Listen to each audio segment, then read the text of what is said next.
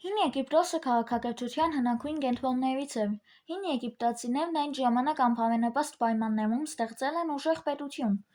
Մինչև Քրիստոսից առաջ 5-րդ հազարամյակի կեսը Աֆրիկայի հյուսիս-արևելքը ոչնչով աչքի չէր ընկնում, մինչև դեռ Ասիայում մոտ 5000 տարի առաջ արդեն սկսվել էր նեոլիթյան հեղափոխությունը։ Քրիստոսից առաջ 7-ից 6 հազարամյակում հյուսիսային Աֆրիկայում շատ չոր կլիմայի պատճառով բնակչությունը սկսեց տեղափոխվել արևելք։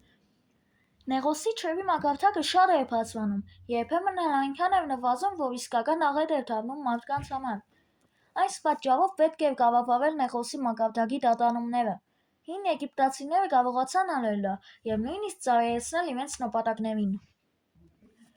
Օդանցքներ և ամբարտակներ կառուցելու համար բոլոր բնակչությունը պետք էր համատեղ աշխատեին։ Քրիստոսից առաջ 4-րդ հազարամյակի կեսերին Եգիպտոսում սկսեցին ձևավորվել առաջին պետությունները,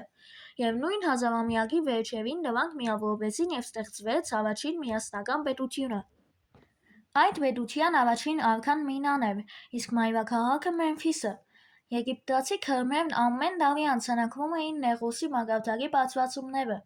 Դա եղանակի մասին գիտական կանխատեսումներ անելու առաջին քայլերն էին։ Եգիպտացիները նաև մեծ ձեռքբերումներ ունեցան աստղագիտության մեջ։ Հողի մակերեսի և ջրի ծավալի չափման երկրագործության և այլ ոլորտում իրականացվող աշխատանքների կազմակերպմամբ ծնունդ առավ և զարգացավ մաթեմատիկական գիտությունը։